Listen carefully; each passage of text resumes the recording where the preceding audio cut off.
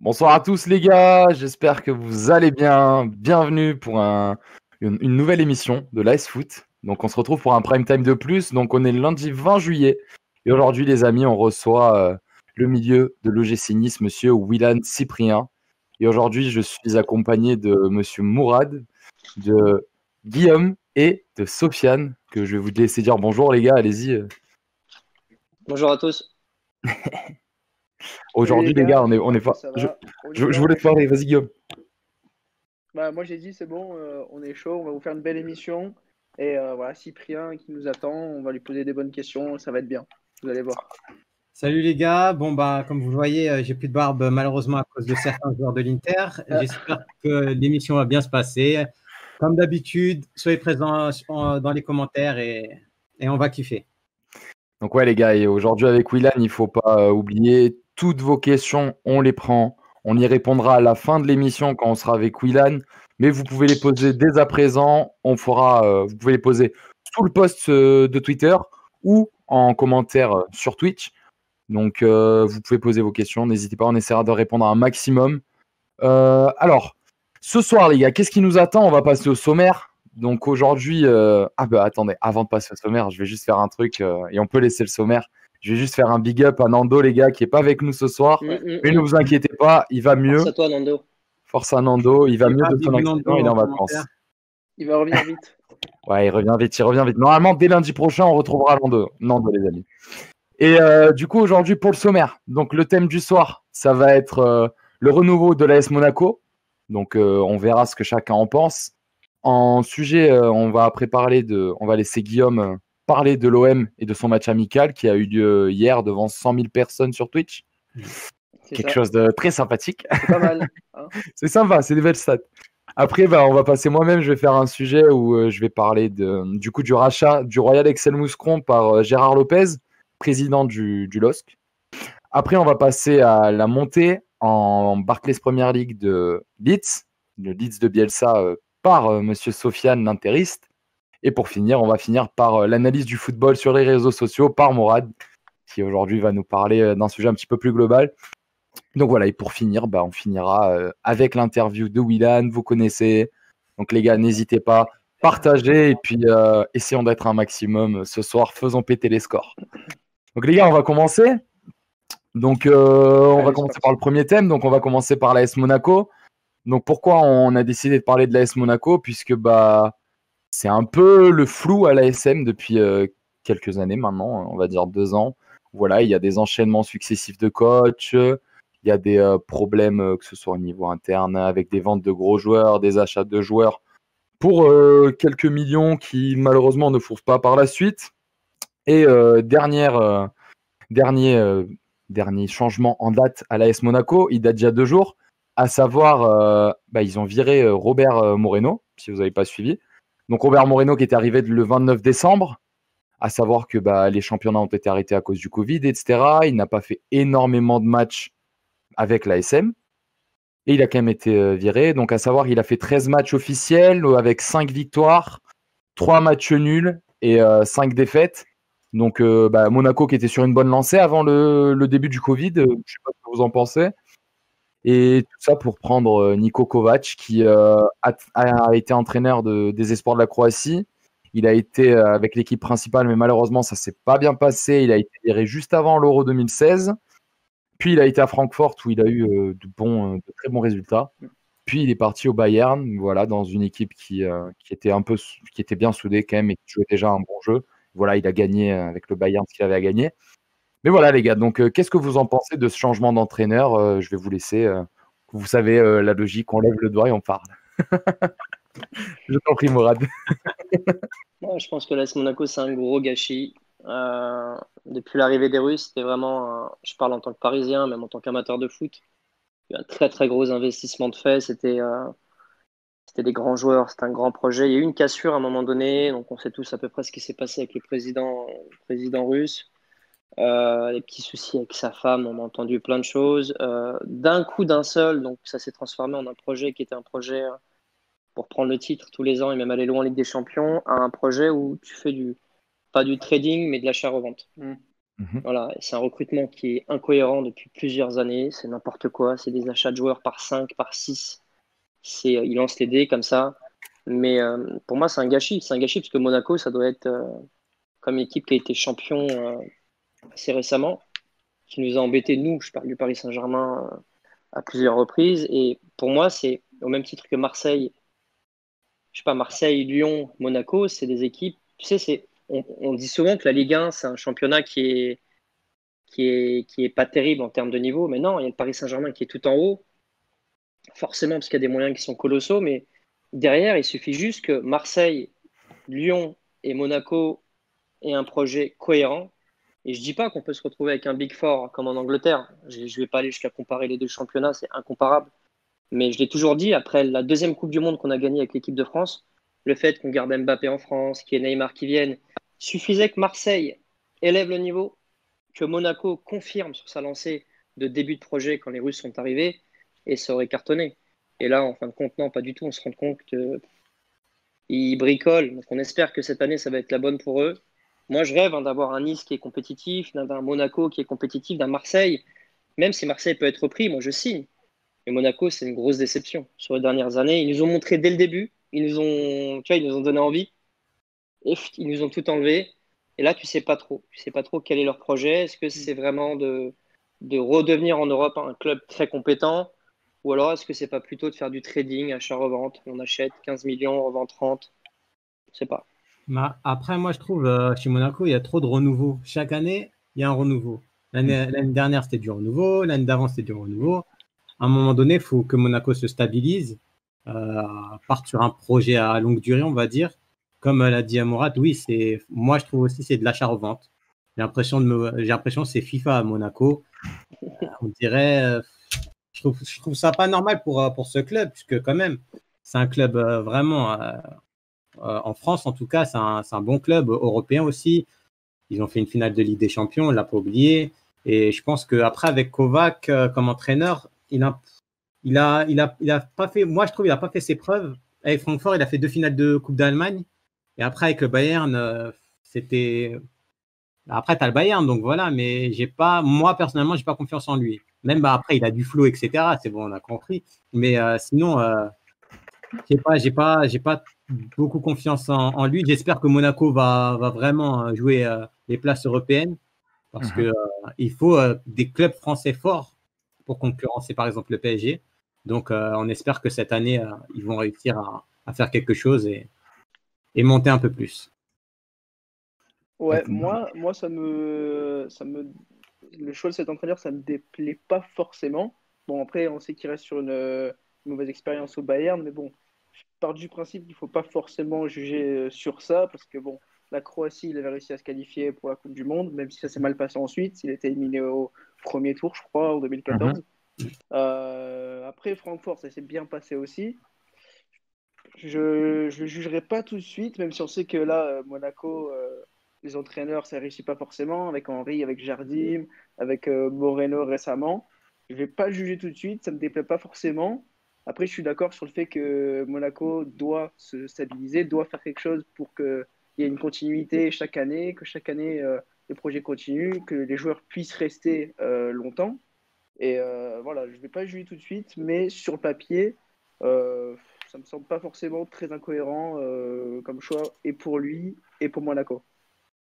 Moi, je trouve ça un peu dommage pour Moreno, puisque bon, c'est sûr que c'était pas le coach tant attendu quand il est arrivé. Mais cependant, au début, c'était compliqué, mais sur la fin, Monaco, ils avaient retrouvé un style de jeu assez offensif. Ça proposait quand même beaucoup, et puis avec les moyens du bord, il avait réussi à stabiliser le bâton, on va dire. Et je trouve ça dommage qu'on vire quelqu'un qui n'a même pas eu 6 mois derrière le club, quoi. Donc après, si tu m'aurais dit ouais, il le vire pour aller chercher, je sais pas moi, un coach qui enchaîne les trophées ou des choses comme ça. Mais Kovac, bon, les trophées, ça n'a jamais vraiment été son fort au Bayern, mais voilà. Est-ce que Monaco peut attirer un entraîneur qui a des trophées actuellement? C'est une vraie question. Après, il y a quand même. C'est attractif, Monaco, tu vois ce que je veux dire? Ne serait-ce que par le cadre, je pense que monétairement, ça doit être sympathique aussi. Après, ouais, comme il disait Mourad, moi, je pense qu'aujourd'hui, Monaco, ils sont sur deux paliers où bah, c'est soit ils essayent de jouer les titres et d'essayer de jouer les grandes places, ou soit ils sont juste là pour faire du trading comme ils ont pu faire sur les dernières années. On en parle Et pareil. puis le départ de, je sais pas ce que vous en pensez, mais quand il y avait Jardim qui part, il revient, il part, il revient, ces C'était le trucs, début c'est des trucs. de. Là, Avec c'était le Thierry Henry. début, ouais, le début de n'importe quoi. C'était le début du grand n'importe quoi, je pense. Non, mais moi déjà, j'avais pas compris le choix de Thierry Henry à ce moment-là, parce que bon, bah, Jardim, certes, ça ne fonctionnait pas, mais il avait déjà prouvé dans le passé bah, qu'il pouvait faire de grandes choses, et puis je pense que c'était juste peut-être un manque de cohésion, et que Thierry Henry n'a pas réussi à garder, puisque bah, on parle quand même de deux coachs l'un très expérimentés, Jardim qui a déjà entraîné dans plusieurs ligues, il a déjà été en Grèce, au Portugal, et tout ce qui va avec. Et on prend un mec comme Thierry Henry qui n'avait pas forcément de grosses expériences. Et puis au final, bah, le bateau a fini par couler. C'est un Donc, pari, Henry. ouais, C'était qui c'était un Thierry vrai Henry pari. Ouais, Henry, ouais, c'était un vrai c'était qui pari. Doudou Ouais. C'est la Thierry belle Henry. histoire. La Pardon, belle ouais. histoire, l'histoire d'un retour. Et voilà, bon. Et au final, Fallait s'y bah, attendre, ça hein, s'est il y a terminé pas en tout sauf beau. Hein, parce que bon, Ouais. Dommage. Quand t'es ancien joueur comme ça, c'est toujours bien. T'as ta notoriété, tu t'appelles Thierry Henry, c'est un crack en tant que joueur, mais tu l'es pas forcément en tant que. En tant que C'est vrai coach. qu'on le voit, on le voit souvent dans des documentaires, il sort des punchlines. Il a une manière de. C'est un bel orateur face à la caméra, mais ça ne veut pas forcément dire que tu seras un bon coach. Mm. Et que souvent, ce qu'ils font, c'est qu'ils sont souvent assistants d'abord. Tu as même Ouais. Zidane, voilà, assistant de Carlo Ouais. Ancelotti d'abord. Et le grand Zidane qu'il est, il s'est dit j'apprends. Ah, Alors, il a se beaucoup appris. lancer comme ça, d'un coup, sur un club qui est quand même un grand club pour moi, l'AS Monaco, un grand club français, Mm. sans être passé par, tu vois, pour moi, c'était une grosse prise de risque. Alors, si ça marchait, sa carrière aurait explosé tout de suite après. Il aurait pu coacher, je pense, un plus grand club. Mais si ça ratait, je dis pas que c'est la fin pour lui, mais ça donne la situation dans laquelle il est maintenant. Bah, là, il a Toronto, Toronto. Non, il est À Montréal. à Montréal. Ouais, il est au Montréal Impact. Et ça se passe, Ah, ça ok. se passe mal d'ailleurs. En plus. Ah Ah ouais. non, mais il est rentré dans un casino, Ouais. il a mis all-in. Et si ça passait, derrière, il était coach d'un grand club. Et si ça passait pas, bah, il s'enterrait. Et là, il s'est enterré, sans manquer de respect à là où il est actuellement. Mais bon, c'est dommage. Je pense qu'il aurait pu passer par une étape intermédiaire. Tu vois, même en étant assistant pendant quelques mois. On l'a vu avec Makelele. Tu sais, Oui, quand à tu te Eupen. lances, ouais, tu peux. C'est pas donné à tout le monde. C'est pas donné à tout le monde. Là, il y a le FC Barcelone qui est très mal. On cite souvent des anciens noms de joueurs qui, eux, ont confirmé. On entend Kluivert qui a annoncé à Barcelone parce que quand tu as un club qui marche pas droit, en citant des anciens joueurs qui, eux, ont réussi en tant que joueurs, tu as l'impression que toute cette réussite va venir dans ton club. Pas forcément. Pas C'est pour forcément, ça mais qu'ils sont intéressés par Xavi aussi d'ailleurs.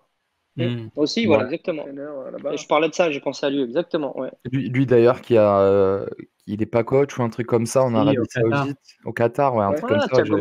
Thiago Motta qui est en train d'essayer de se lancer aussi. Donc, quant à la Zidane, c'est une question intéressante. Tu vois, on se demandait si en tant que joueur, si en tant que coach, il aurait la même vision qu'il avait en tant que joueur. Pour l'instant, bon, c'est un pari qui réussit, mais Bah après, le Paris pas si Zidane, facile. c'est justement, il a quand même passé par des grosses étapes intermédiaires. Il a fait la Castilla C, Castilla B, il est passé après au Real. Donc, tu vois, il a eu. Au début, il n'était pas conseiller du président, tout au début. Ouais, ouais, il a enchaîné les postes, quoi.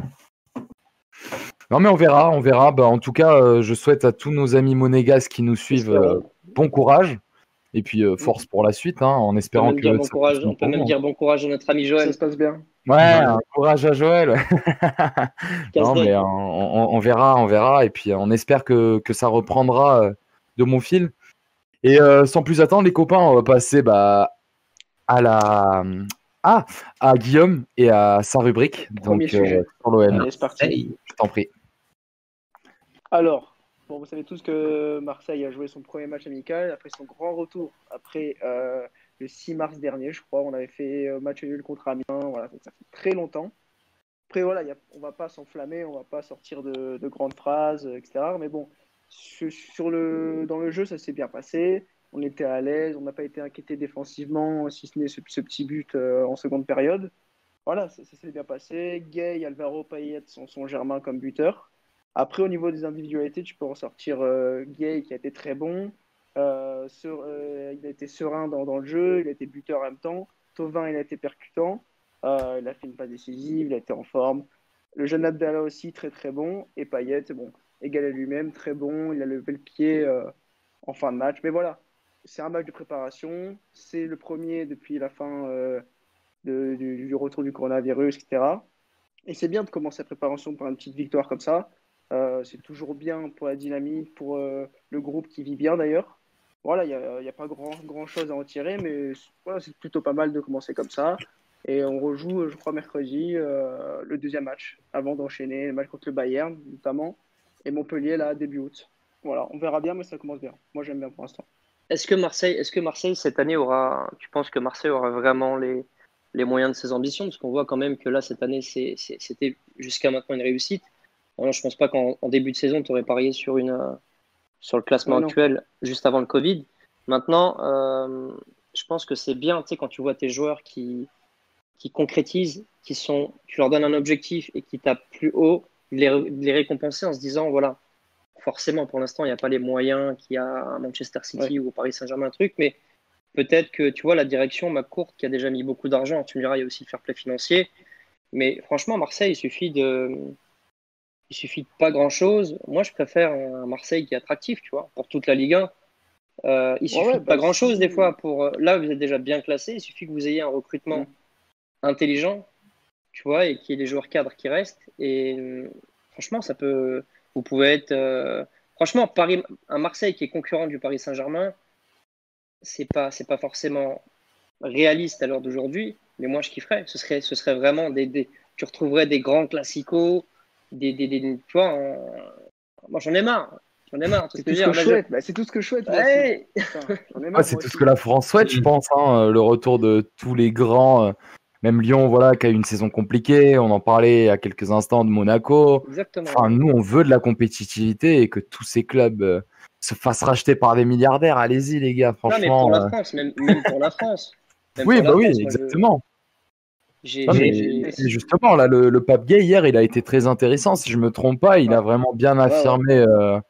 Enfin, il s'est affirmé dans Il le s'est bien milieu de terrain. intégré, ouais. Ça a été le premier à marquer un but. Donc, que des bonnes choses pour l'avenir, je pense. Et puis, bah, Mais il confirme en quelque sorte que cette étiquette de Ligue 2, elle peut lui être retirée assez facilement, quoi. tu peux peut-être nous en dire plus, Guillaume, sur l'avenir de l'Olympique de Marseille. Je parle pas des éventuels repreneurs. Ça, moi, je ne vais pas rentrer dans cette histoire de est-ce qu'ils vont venir ou pas, mais Hmm. est-ce que, en fin de compte, si les repreneurs ne viennent pas cet été, est-ce que vous n'êtes pas en train de perdre du temps sur la préparation? Parce que si c'est bien McCourt qui reste majoritaire, Ouais.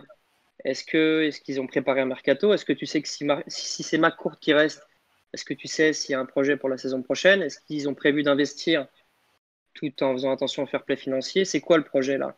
En mettant de côté les rumeurs sur les Saoudiens. Bah alors ça, bon ça, je peux pas te dire vraiment normalement en interne ce qui se passe, machin. Mais dans le jeu, dans ce qui s'est passé cette saison, on peut espérer que, ouais, ils ont quand même anticipé un mercato, même s'il y a eu le départ de Zubizarreta, le Villas-Boas, un coup qui part, un coup qui reste, etc.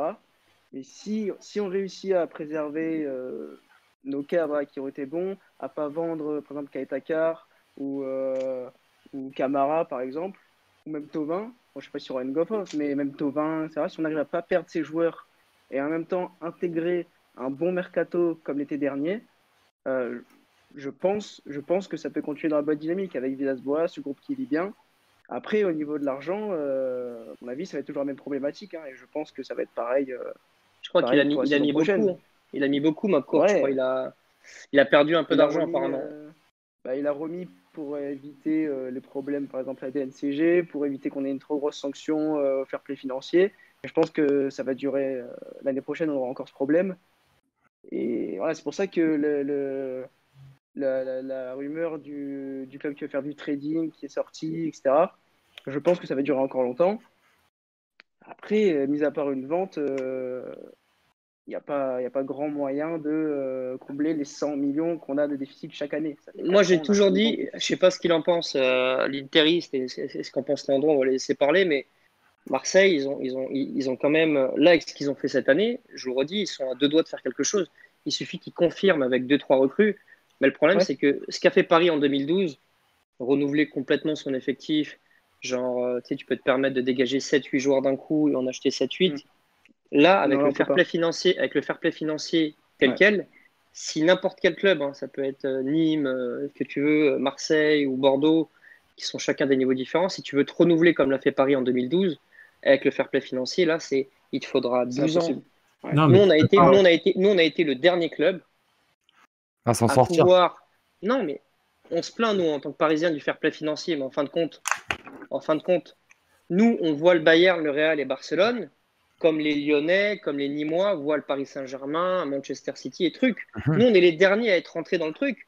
Tu vois, en vrai, ça y est, on fait partie Enfin, on n'est pas aussi grand que le FC Barcelone. On a un club, on fête nos 50 ans cette année. Eux, c'est des clubs qui sont centenaires, mais tu vois ce que je veux dire? En 2012, on a pu vendre 6 joueurs d'un coup, en acheter 7 d'un coup. Tu vois, tu as fait ton ossature et ensuite, chaque année, tu peaufinais. Là, regarde Marseille, Ouais, c'est ça. Ouais. c'est pas méchant, mais ils ont à peine pris Non, mais c'est Mitroglou. ça. Hein. Ils ont pris Mitroglou, truc, pas fair play financier. Ça veut dire que pour Eh construire ce ouais. qu'a fait Paris, il faudrait. C'est pour Des ça que pour un années, des années. repreneur, c'est pour ça que pour un repreneur, c'est pas que c'est dur. On parlait du dossier de rachat pour l'Olympique de Marseille, mais un- quelqu'un qui veut reprendre un club en France, mais se dit, mais ça sert à rien que je mette mes billes. En face, j'ai du Qatar. J'ai un pays, Ouais. j'ai un pouvoir, presque un pays tout entier. Donc, ça veut dire que si ton investissement il est en dessous de ce qu'a mis QSI, En dessous. je dis pas que tu Ouais, mets des billets ouais, pour ouais. rien, Bah, c'est ça. mais moi Hein. je vois pas un richissime propriétaire venir et dire j'investis des milliards ou des millions pour finir deuxième. Hmm. Et là, c'est ce Ouais, que c'est c'est pas ce que je intéressant au pense. final.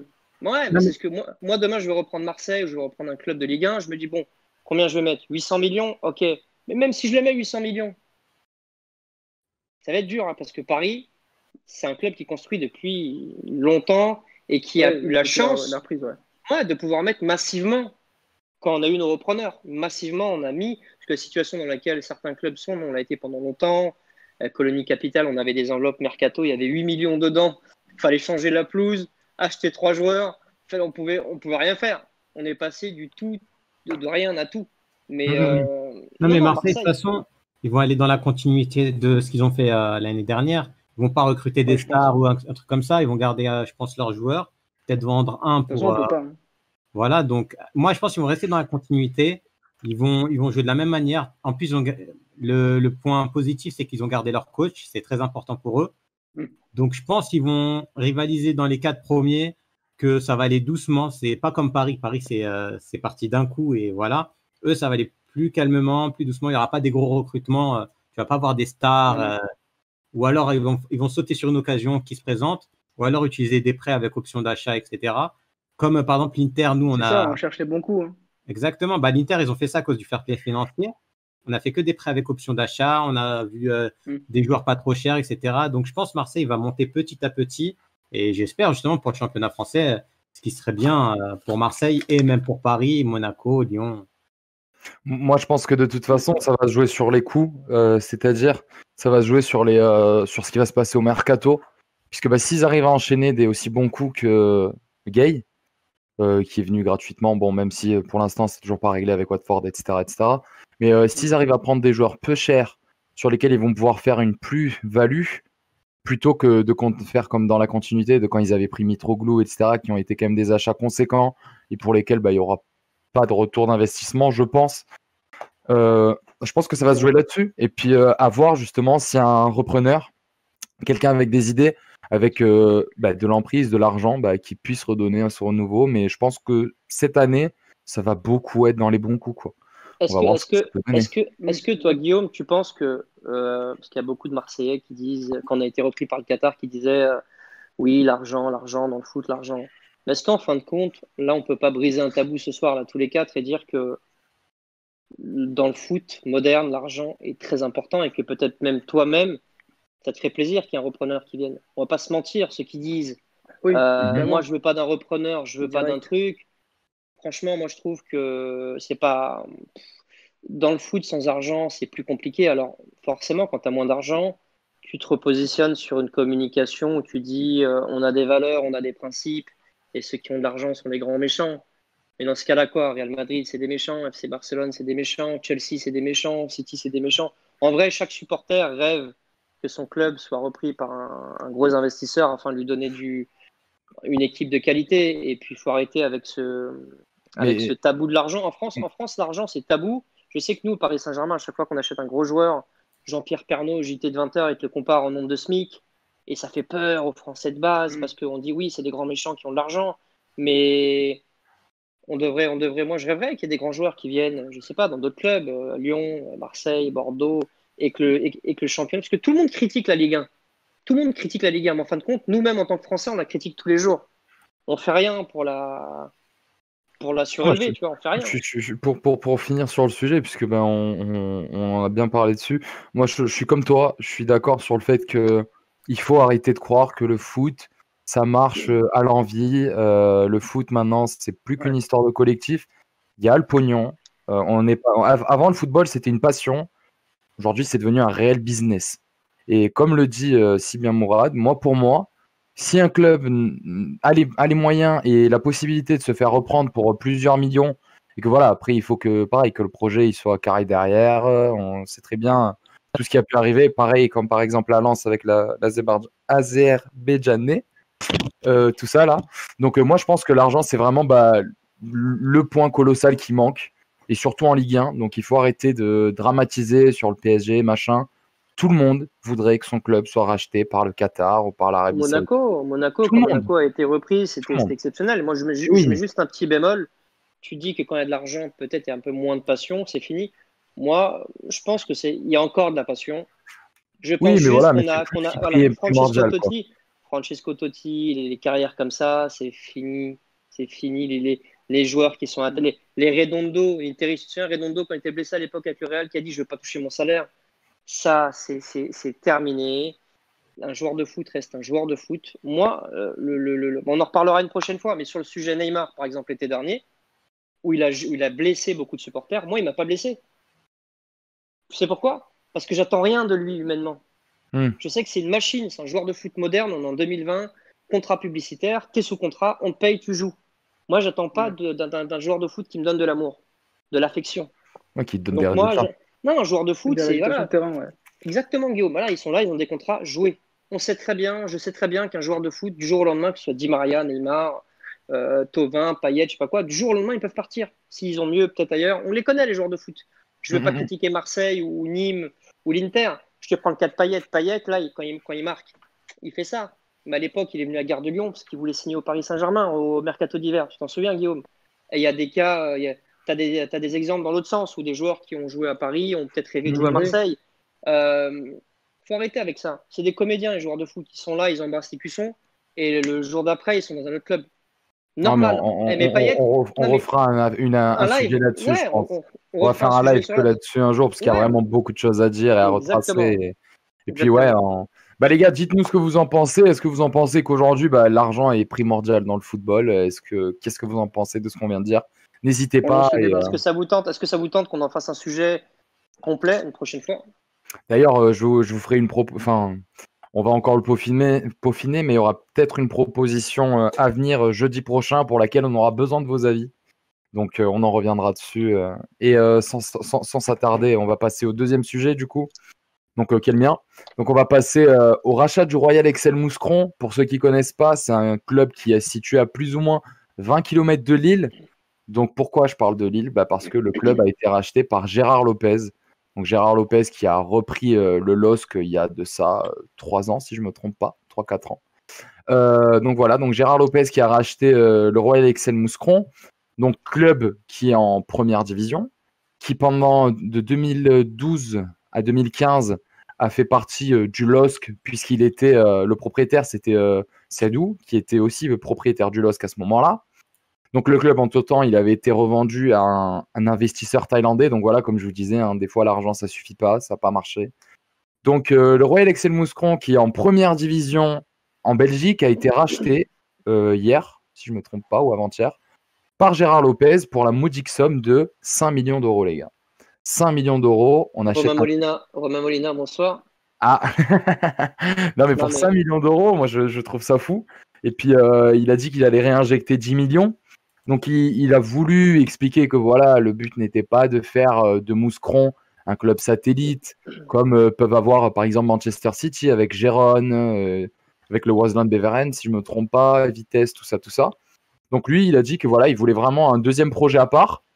Cependant, il veut faire son projet à part, mais dès la signature, 10 joueurs de Lille ont été annoncés comme partant en prêt chez eux. À savoir qu'il y a Hervé Kofi, je les ai sous les yeux là, Agouzoul, Gaël Hadji, le latéral gauche Boka, Junior Onana, Nlandou, Brim et les attaquants Farage, Zeka et Postolati. Donc c'est que des mecs qu'on n'a pas forcément entendu parler, si ce n'est qu'un peu Zeka à Lille, qui du coup partirait à Mouscron pour briller, on va dire. Donc qu'est-ce que vous en pensez de cet achat de Gérard Lopez, qui du coup, pareil, à l'époque, il voulait acheter l'OM, et puis au final, il a fini par acheter Lille. Donc moi, personnellement, je trouve que c'est quelque chose de bien. Pourquoi ? Parce que même s'il le dit que c'est pas un club satellite, pour moi, ça va être un club satellite pour Lille. Il peut pas dire ça. Il peut pas dire bonjour, j'ai acheté un club satellite. Ouais, voilà, il peut pas le dire. Mais pour moi, ça va l'être, puisque c'est un club qui joue pas le haut tableau, donc il pourra, comme Vitesse avec City, depuis que City a investi à Vitesse, ces dernières années, Vitesse, à chaque fois, il lutte pour la Ligue Europa, il lutte pour la Ligue des Champions. Donc moi, je pense que peut-être dans les années à venir, ça pourra faire pareil à Mouscron.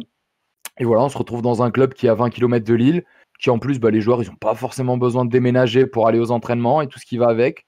Donc voilà, qu'est-ce que vous en pensez de cet achat de Gérard ? De toute façon, il a dit en gros que le but, c'était de trouver des bons jeunes joueurs belges pour les inscrire dans ce club. On sait très bien que derrière, s'il y a quelqu'un qui se révèle, il va aller piocher dedans, il va aller prendre le joueur et il va aller le mettre à Lille. Et pour qu'il explose à Lille, pour ensuite le revendre cher. Voilà. C'est très bien comment ça va se passer, comment ça marche les clubs satellites. Tous les clubs fonctionnent comme ça et on sait qu'il va faire comme ça, même s'il ne le dit pas officiellement. Justement, par rapport à City, le président, à ce que j'ai entendu, il a 9 clubs satellites. Je sais qu'il est propriétaire de 9 clubs en tout. Donc, moi, je trouve ça... Lopez ? Ah ? Lopez ? Non, City, j'avais pas compris. Oui, City, ouais. Il a un club aux États-Unis, une des deux Belges, etc. Donc, ça se fait de plus en plus. Je trouve ça normal. Donc, après, je pense que c'est un club belge. Donc, avec Lille, il y aura une belle connexion pour faire des prêts, etc. Ça se fait partout de toute façon. Donc, en plus, c'est Lille qui le fait. Donc, c'est bien pour Lille. Parce que généralement, c'est les grands clubs qui font ça. C'est connu.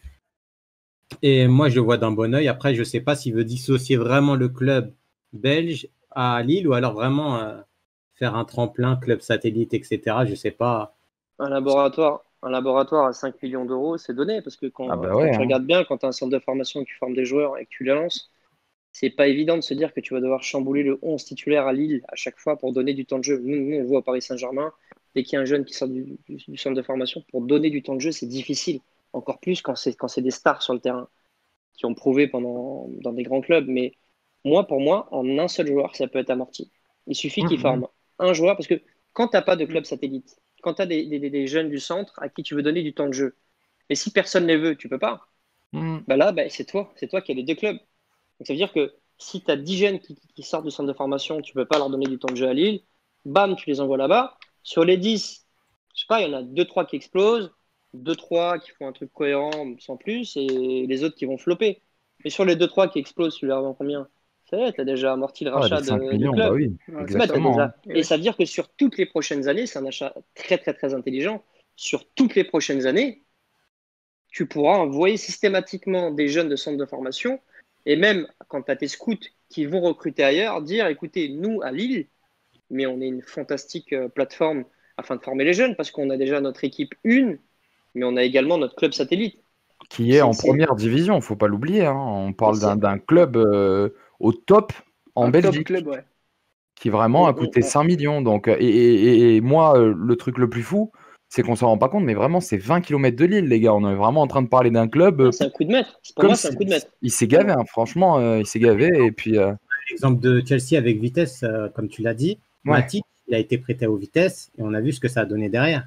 Donc, s'il n'avait pas été prêté, il aurait peut-être jamais pu exploser. C'est vrai. Possible aussi, ouais. Ouais, c'est ça. Et juste pour répondre répondre à une question de Papy Gomis, si vous pourrez intervenir sur le live, on est en train de travailler dessus pour qu'on puisse vous faire intervenir. Normalement, dans les semaines à venir, ça devrait être bon. Je pense semaine prochaine ou la prochaine, on devrait être bon. Bon bah les gars, je suis content que vous ayez trouvé bien le sujet. Je vais lancer du coup l'interiste avec Leeds et je vais juste m'absenter une mini-seconde pour allumer la lumière parce que je crois qu'on voit, J'allais on te voit très demander. mal. Ouais, ça s'assombrit un peu là. Hein. J'arrive. Ok. Donc, je voulais parler justement du Leeds de Bielsa. Alors, déjà, Bielsa, ça fait 2 ans qu'il est à Leeds. Là, il a réalisé la montée. Il est premier, il est champion de Championship. Alors, en fait, je voudrais revenir sur sa première saison. Sa première saison, en fait, tout le monde pensait que dès sa première saison, comme d'habitude, il a démarré très fort. On a connu ça à Marseille, etc. Et après, en fin de saison, ça a coulé. Il est arrivé 3e du championnat. Il a dû passer par les barrages, par Derby, je crois, c'était contre Derby Country. Le match aller, il a gagné à l'extérieur 1-0. Et le match retour, ils ont coulé, ils ont perdu 4-2. Donc, ils sont descendus. Et alors, à ce moment-là, je pense que beaucoup de spécialistes pensaient que Bielsa allait couler, puisque généralement, sa deuxième saison, elle n'est pas aussi spectaculaire que la première. Et là, on a vu que le groupe a suivi, que le groupe de Leeds a compris les choix de Bielsa, etc. Et on a vu que Leeds est parti tambour battant et a fini très fort. Donc, à ce moment-là, on se dit que Bielsa a peut-être renouvelé quelque chose dans son idée de jeu, ou alors vraiment l'équipe qui a vraiment suivi, puisque là, ça fait 2 saisons que Leeds est en boulet de canon, sauf l'année dernière en fin de saison où ils ont perdu, où ils ont fait 4 matchs sans victoire. Donc, à ce moment-là, je trouve que Bielsa, moi, je trouve qu'il commence à évoluer, puisque c'est un génie du foot, on connaît tous Bielsa, mais qu'il évolue, on va dire, petit à petit d'une autre façon. Là, après, on sait que Bielsa ne va pas prendre, par exemple, un club comme le PSG ou comme Barcelone ou Real Madrid.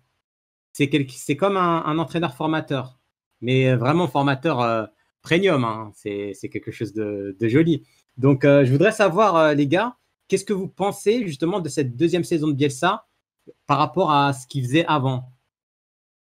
Moi, je pense que c'est un coach qui a, en termes de philosophie de jeu, on parle souvent du foot business, on renvoie tout à l'argent. Et c'est un des coachs qui véhicule encore l'image de la passion. Voilà. S'il y a encore des gens qui sont passionnés par le foot, j'ai plein d'amis qui sont coachs ou qui sont dans le monde du foot, et ils disent que du bien de Bielsa, parce que c'est un mec qui te renvoie. Il a cette culture du foot. Maintenant, après, il est complètement déconnecté, le mec, de la réalité, du foot aussi. Il t'impose des résultats et des trophées et de la réussite. Lui, il s'en fout, des fois même de pas gagner, de trucs. Il te dit tant qu'on a bien joué. Et ça, à un moment donné, il avait une philosophie de jeu qui était complètement déconnectée de la réalité. Un président, à un moment donné, il te demande de te maintenir, de trucs, il te donne des objectifs, et lui, il s'en fout, quoi. Il est en mode Che Guevara, je vous emmerde tous. Et là, comme tu le dis, depuis quelques mois, quelques années, il se reconnecte un peu avec la réalité du foot. Il n'a rien à apprendre niveau philosophie de jeu, niveau tactique, niveau fibre de foot. Il a cette fibre. Mais je pense qu'il a beaucoup à apprendre en point de vue, mec, reconnecte-toi avec la réalité du foot.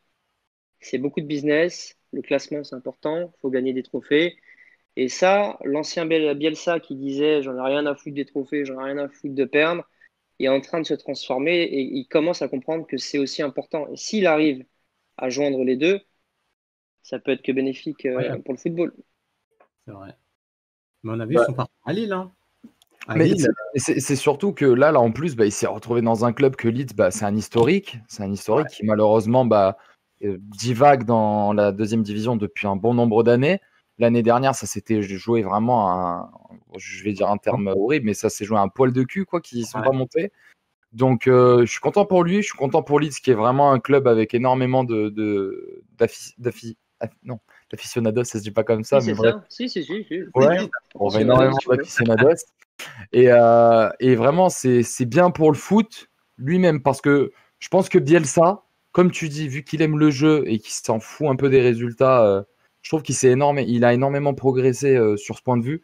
Et l'année prochaine, de devoir se frotter à des équipes qui seront quasiment toutes supérieures à Leeds, ça va lui permettre, tu vois, de dégager son style de jeu, d'essayer de s'affirmer souvent sur les défenses, parce que je pense que ce sera compliqué contre le top 5, top 6 anglais. Et puis voilà, je pense que dans son jeu, il va juste se peaufiner. J'espère que Leeds se maintiendra facilement, puisqu'on sait très bien qu'en Angleterre, c'est très compliqué de se maintenir. On a encore vu le cas de Norwich cette année qui refait qui refait l'ascenseur.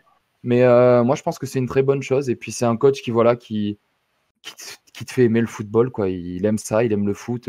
Et on en parlait de lui et des résultats. Une action qui me restera en tête, c'était le but que Leeds marque l'année dernière, alors qu'il leur manquait, je crois, qu'un ou 2 points. Hein. Et il marque un but alors qu'un joueur adverse est au sol et attend de sortir. Et Bielsa, il leur a dit non, on reprend le match, vous prenez un but. Et il les a fait prendre un but. Et on est en 2e division, un match vu par des milliers de gens. Hein. Le mec, il a dit non, on est fair play jusqu'au bout. Et puis au final, ce match-là, ils font un match nul et ils finissent même pas par le gagner. Donc ça prouve beaucoup de la personne, quoi. Justement, c'est ça, Bielsa. Je ne sais pas si vous vous en souvenez, Bielsa, quand il a signé à la Lazio, 2 jours plus tard, il a démissionné. C'est vrai. Et justement, je voulais demander à Guillaume par rapport à Bielsa, justement, vu qu'il est passé à Marseille. Les Marseillais, ils ont pensé quoi de son départ? Après, je sais il était beaucoup aimé. Et, mais ils n'ont pas compris. Ils n'ont pas compris. Ils se demandaient ce qui s'est passé, pourquoi ils faisaient ça. Après, on a appris que c'était des histoires internes avec la Brune, etc. Et pareil pour la Lazio. La Lazio, c'était parce que, soi-disant, je ne sais pas si ça s'est passé, mais les dirigeants, ils lui ont promis des recrues avant telle date. Ça ne s'est pas passé. Le budget mercato, voilà. Et après, si on parle de la montée, juste la montée de Leeds en elle-même, moi, je suis content parce que ça va faire du bien, le jeu de Bielsa en première ligue. Moi, j'ai retrouvé un peu le système qui jouait à Marseille avec les 2 pistons, le 4-1-4-1, etc. C'est beau. C'est un jeu qui est forcément beau à voir parce que c'est vers l'offensive, ça se replie rapidement quand il le faut, ça utilise les côtés, c'est rapide dans le jeu. Bon, voilà. Et après, ça donne quand même envie de voir Bielsa, son lead, si ça fonctionne pareil, si l'équipe elle fonctionne bien, si tout se passe bien comme cette saison, face au City du Guardiola, face à United, Chelsea, ça donne forcément envie de voir ce genre de match. Ce sera le disciple contre le. Ils s'apprécient beaucoup tous les deux, apparemment. Ouais, c'est ça. Il a encensé il n'y a même pas un jour, là. Il lui a redit, il leur a fait tous ses éloges, encore une fois. Ouais. Plein de beaux duels. Ça va être beau. En plus, avec Mourinho aussi. Hein. Non, ça va être très beau. C'est un coach qui a un trop bon jeu. Ouais, Mourinho, il y a jamais, moyen, je pense. Et puis, il n'a jamais, comme le dit l'Interiste, sans vouloir manquer de respect à l'Olympique de Marseille, il n'a jamais eu vraiment un top club du top 5 mondial. Moi, je serais curieux de voir ce genre de coach avec FC Barcelone, Real Madrid. On donne souvent les rênes du FC Barcelone à des anciens joueurs du FC Barcelone parce que piston, parce que grand nom, anciens joueurs. Mais pour moi, Marcelo Bielsa, je serais curieux de. On donne toujours les grandes écuries au même coach. Carlo Ancelotti, Mourinho, Guardiola. Bon, maintenant, ça évolue. Jürgen Klopp, il y a une nouvelle génération qui arrive. Mais en fin de compte, moi, je serais curieux. Par exemple, comment il s'appelle l'ancien coach du Havre? J'ai vu tout le temps son nom. Quelle vraie culture de jeu. De 3 ou du Havre 3, pardon. Furlan. Furlan. Oui, je confonds. Franchement, vous allez me prendre pour un fou. Jamais il y a un grand club qui prendra un coach pareil. Mais moi, ne serait-ce qu'un club un peu plus au-dessus que ce qu'il a eu jusqu'à maintenant, je suis persuadé qu'il percerait. Moi, Marcelo Bielsa, j'aimerais le voir avec un top club, même virtuellement, ne serait-ce que 6 mois. Tu vois, s'il arrive juste à reconnecter son cerveau avec les réalités du foot moderne, à savoir qu'il faut gagner de temps en temps, que les points, c'est important. C'est bien les histoires pour la presse et tout, les histoires à l'eau de rose. Je devais marquer, mais j'ai fait annuler le but. Le mec ici s'assoit sur une glacière, il est là. Et, tu vois plein de comptes sur Twitter qui te racontent des histoires, genre l'autre était truc, il a sauvé un petit sur l'autoroute qui allait se noyer. Ouais, c'est bien, ça fait rédiger des beaux articles et tout. Mais gars, à un moment donné, ton président, quand il t'achète en tant que coach, il te dit les belles histoires, c'est beau. Que tu sois quelqu'un humainement de bien, mais tu peux que le féliciter. Mais à un moment donné, il fallait qu'il y ait un mec qui lui dise Marcelo, le but, quand même, ça reste d'essayer d'être premier, de gagner des matchs et d'avoir des trophées. Et mine de rien, sur tout son parcours, il a jamais vraiment eu l'opportunité, on va dire. En termes de philosophie de jeu, c'est exceptionnel ce qu'il a fait, mais son bilan comptable.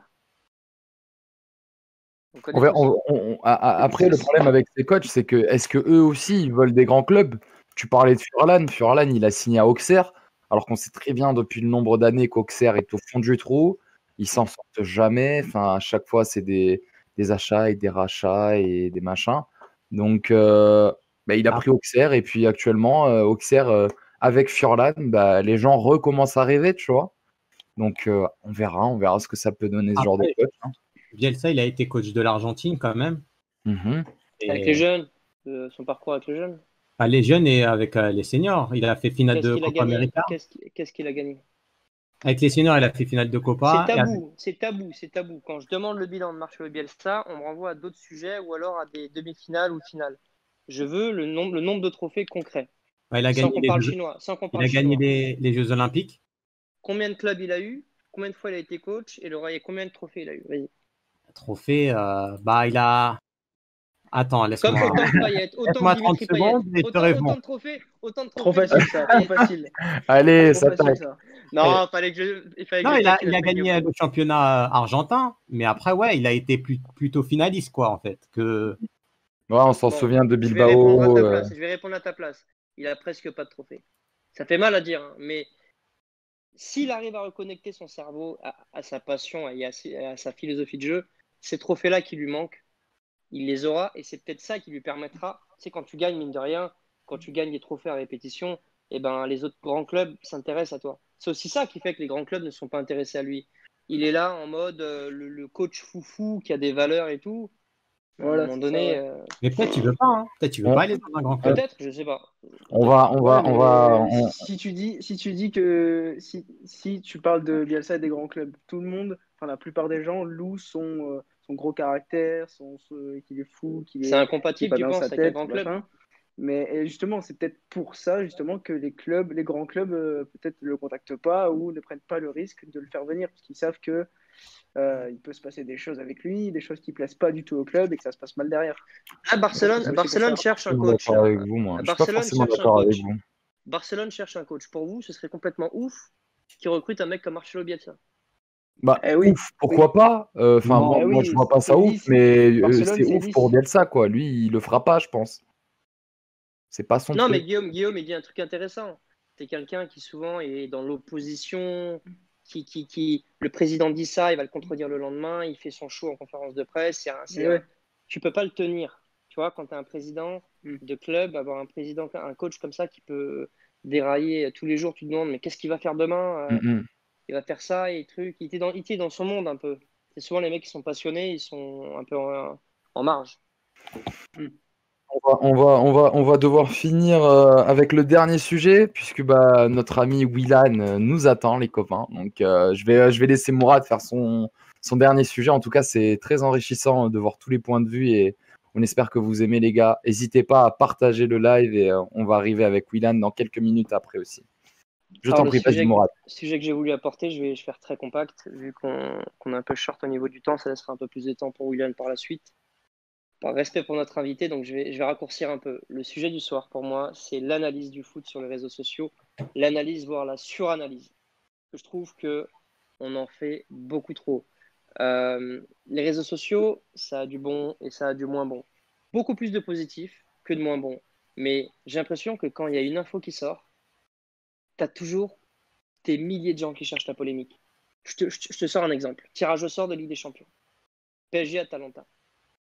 Quoi que tu fasses, il y aura toujours des polémiques. Thiago Silva dit, donc tu as deux possibilités. Soit tu prends le tirage comme un tirage qui est très facile, ou soit tu prends le tirage comme un tirage qui est difficile. On a eu les deux cas de figure. Et dans les deux cas de figure, ça a polémiqué. Mais je me suis tiré les cheveux. Je me dis, mais c'est pas possible.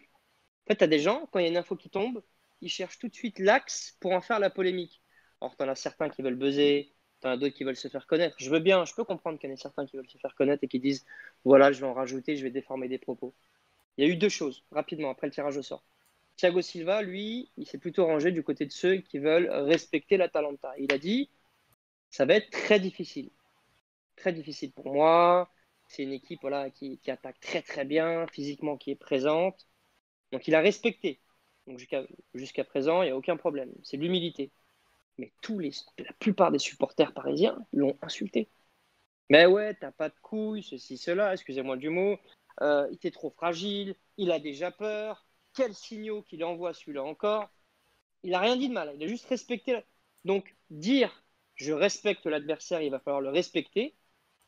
sur les réseaux sociaux, les gens modifient ça, l'interprètent en « il a peur, il se fait dessus ». L'exemple inverse, moi je fais partie, comme plusieurs de mes amis, comme plusieurs supporters, de ceux qui ont dit c'est un bon tirage. Parce que quand tu compares au FC Barcelone, au Bayern, au Real Madrid, on va pas se mentir, tirer l'Atalanta, ça reste un bon tirage. Tu prends les gens de haut, t'as vu Mourad, t'as pas appris des saisons précédentes. Tu prends les gens de haut, vous manquez de respect aux adversaires, vous vous croyez déjà qualifiés. Vous êtes en train de transformer c'est un bon tirage en on est déjà qualifié, on emmerde tout le monde, on se la raconte. Et ça, c'est ce que je déplore. Globalement, le fait que tout le monde puisse donner son avis sur les réseaux sociaux, c'est bien parce que ça apporte des points de vue différents. Moi, je le dis à 70 ou 80%. Je vois des mecs, des fois, même des gars qui peuvent suivre soit Guillaume, soit toi, soit l'Interiste. Je vois sur le fil de commentaires des gars qui ont une vision super intéressante. Mais on a, dès qu'une info elle tombe, polémique. Ils cherchent tout de suite la polémique. Alors, si tu respectes l'adversaire, on a dit Thiago Silva qu'il n'avait pas qu'il n'en avait pas dans le slip. Et si tu dis que c'est un bon tirage, on déforme tes propos en allant dire ah bah oui, tu te crois déjà qualifié. Eh ben bravo. Moi, j'ai vu des centaines de gens me dire ça. Ah bah bravo la source, t'es déjà qualifié dans ta tête. Pourquoi? J'ai mis, et je montre la capture de mon tweet, j'ai mis bon tirage pour le Paris Saint-Germain, vu qu'on ne tombe pas sur le Bayern, sur le Real Madrid. Et c'est systématiquement, c'est une petite partie sur les réseaux, pas la plus grosse partie, qui modifie des propos. Moi, j'avais mis en bannière sur mon compte Twitter, je suis responsable de ce que je dis, pas de ce que les gens vont interpréter. Et je trouve que c'est trop facile de modifier des propos. Des fois, moi, il y a des infos qui tombent et je juge qu'il n'y a rien à dire. Des fois, il faut tout simplement se taire. Des fois, il y a des infos qui sont intéressantes, on en parle. Mais j'ai l'impression qu'à chaque fois qu'il y a une info, on essaye de trop en faire.